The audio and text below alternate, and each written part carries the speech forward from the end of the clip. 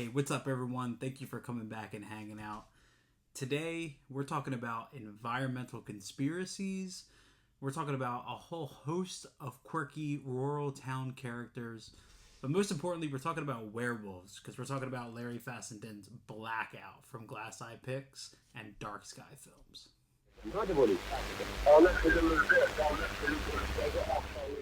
So for me, every now and again, I kind of find myself like trailing behind when it comes to a lot of new releases, a lot of new stuff. I mean, between VOD, between streaming, theaters, all of the ways that we're getting hit with films, which is I think is great. We need that. It's really easy to get lost and for a lot to kind of be like left behind, stuff that we didn't notice. So what I did was a couple times throughout the year, I'll go through and I'll just kind of like Google, I don't know, best horror of the year so far and stuff like that. And I'll kind of just see what people are talking about, not in my circle, and just kind of see if there's any movies out there that I'm missing that I should seek out. And that's what happened here with Blackout. So I was on a top 25 list. I want to say it was with Slash Film. I found this.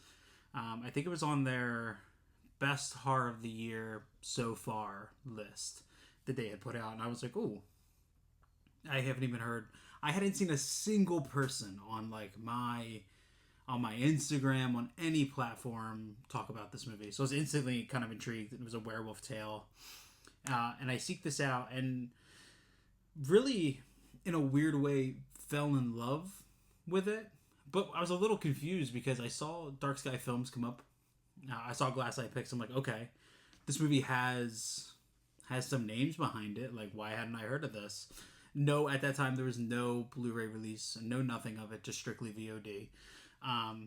But then, to my very pleasant surprise, Dark Sky Films announces a Blu-ray of Blackout. And yeah, I clicked. I don't know if there was a time this year that I clicked check out faster than right then and there. And they put out this beautiful, beautiful release that we will dive into. But Blackout is a really interesting story, and I feel like if I was to really like dive into the plot here, I'm giving a whole lot away, and I don't want to do that. But basically, we follow Charlie, played by, I think his name's Alex Hurt, right? Yeah, Alex Hurt. We follow Charlie. The movie starts with a werewolf attack, and then we follow Charlie as he heads back into this very rural, like backwoods town. And we see him throughout the first half of this movie just interacting with some of the most, like, for lack of a better word, like authentic group of characters.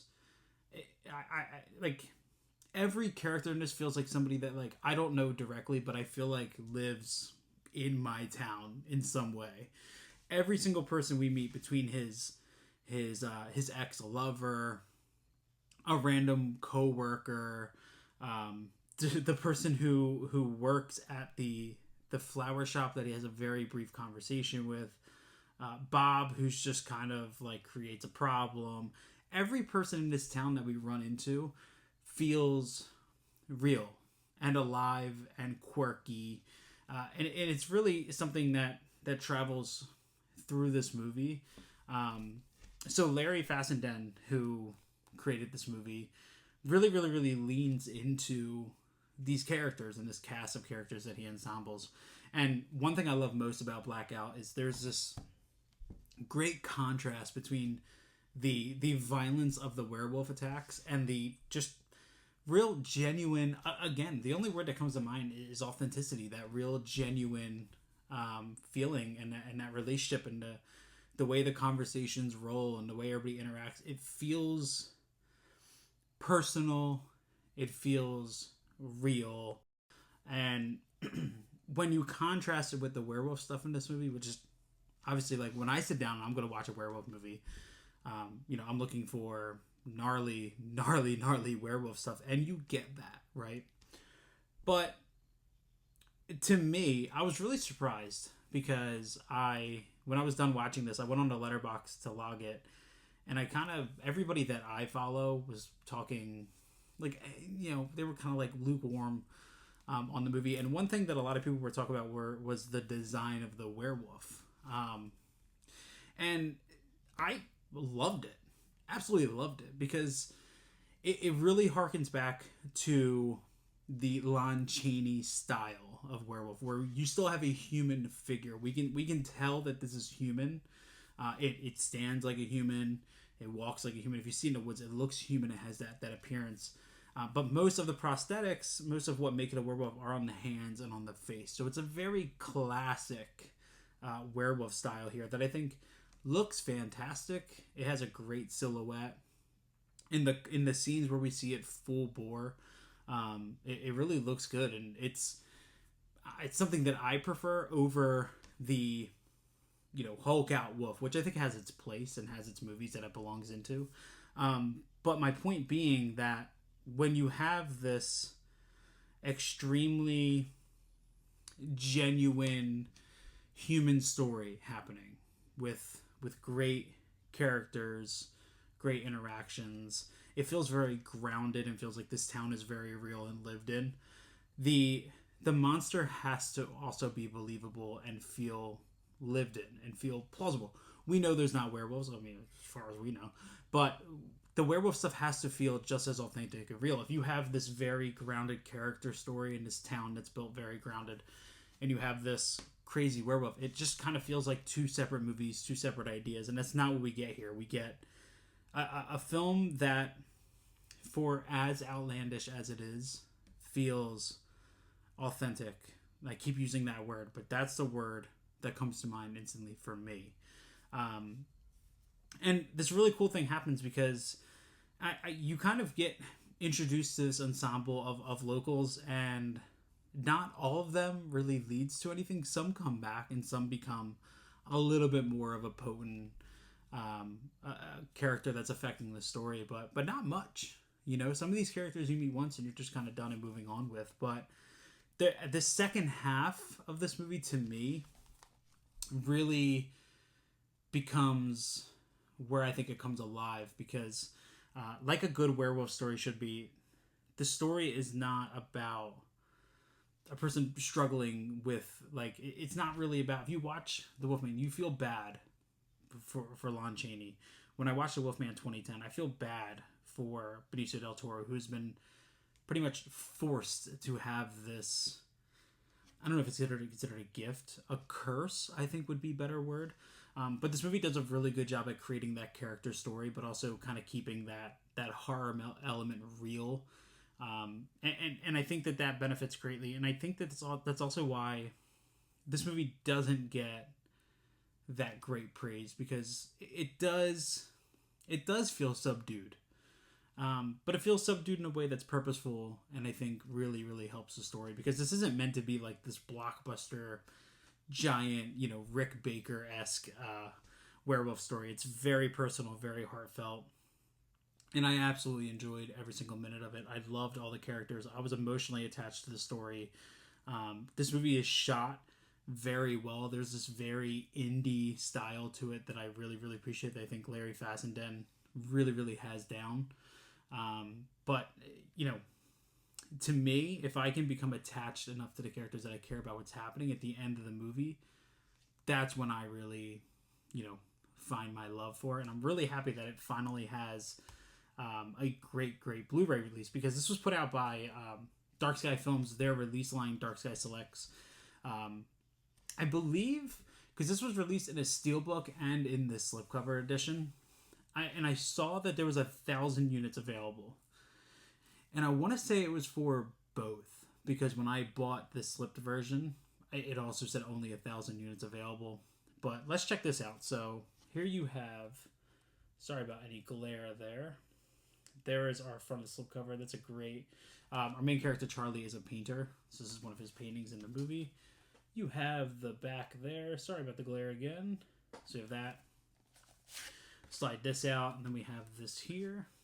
This is our inner art. There's a great look at the makeup with the prosthetics of the werewolf. And again, the back is basically the same. My favorite part about this, though, just a little extra, when you crack this open, there's this little tiny booklet in here, which I love this art there for it. Love that. And on the front page here, when you first flip this open, well, let me show you. Here's a full-blown shot of the makeup. Look how cool that is. I don't know about you. That's awesome. There is a great write-up here by Phil Noble Jr. He is the editor-in-chief of Fangoria. He's the reason why we still have Fangoria.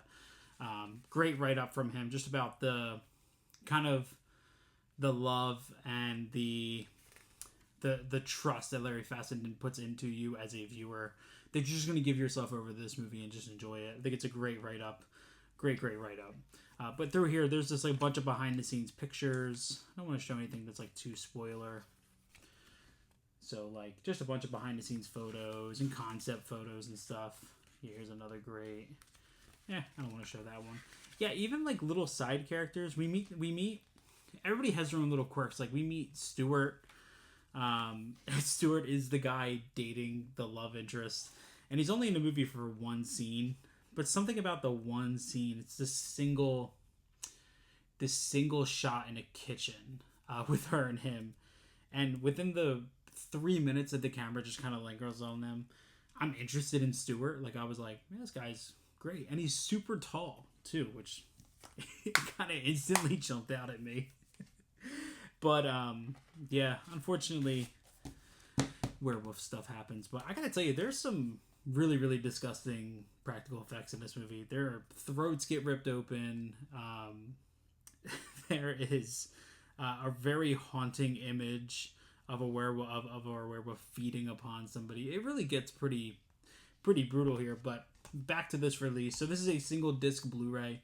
And, of course, as we should with all good releases, we have a bunch of great bonus features on here. First up, we have the commentary with writer, director, editor, and producer Larry Fassenden. I did not watch that entire commentary. I plan to in the future. But I did skip some scenes and check out some stuff. The Blackout behind the scenes is my favorite feature. That's I think it's like 80 minutes long. There's this fantastic opening intro by director Larry Fassenden talking about his inspiration and where he got from classic comics. It's really, really, really a good look into the movie. Larry Fassenden's Monsterverse, that's another featurette. And then we also have the photo shoot time lapse by Beck Underwood. So over 2 hours of features accompany this release as well. And for me, honestly, when I posted this on Instagram initially, I had some friends reach out. They're like, dude, I love that movie. And I saw people posting about the pre-order for this. So I hope that the physical release kind of opens this up to some more fans, for some more people to just discover. For me, personally, this has become top 5 of the year for me in the horror genre. And it's not the most violent. It doesn't have the highest production value. In fact, it's probably the quirkiest movie in my top 5, I would probably say. But one that I genuinely just kind of fell in love with, and one that to me I can kind of see as the year's going on, a bit of a comfort movie. There's just this comfort to it that I really, really love and that I really appreciate. But if you're looking strictly for hyper violent, like werewolf, just absolutely going full blown wolf, give this a shot. Maybe just give yourself over to it. Put yourself in the shoes of this town. Just exist here for 100 minutes, and I promise you, I think you'll enjoy it. I think you will. So I'm gonna link this down below. Make sure you go over to Dark Sky Selects, check out their website, pick this up if it's still available. I'm gonna link it either way. But I know there were super limited copies of this. But in my opinion, totally worth the blind pickup. And if not, put it on the shelf, pick it up in a year, give it another shot, because at some point I think you're going to fall in love with it. Because I sure did, and I'm very happy to own it at home. Let me know what you guys think of Blackout. Have you seen it before? Comment down below. Let me know if you like it. I would love to just talk to somebody else about this movie, because nobody I know that I talk to on a daily has even heard of it. But until then, make sure you go follow me on Instagram. That is Bearded Film Guy. And yeah, I'll catch you guys on the next one.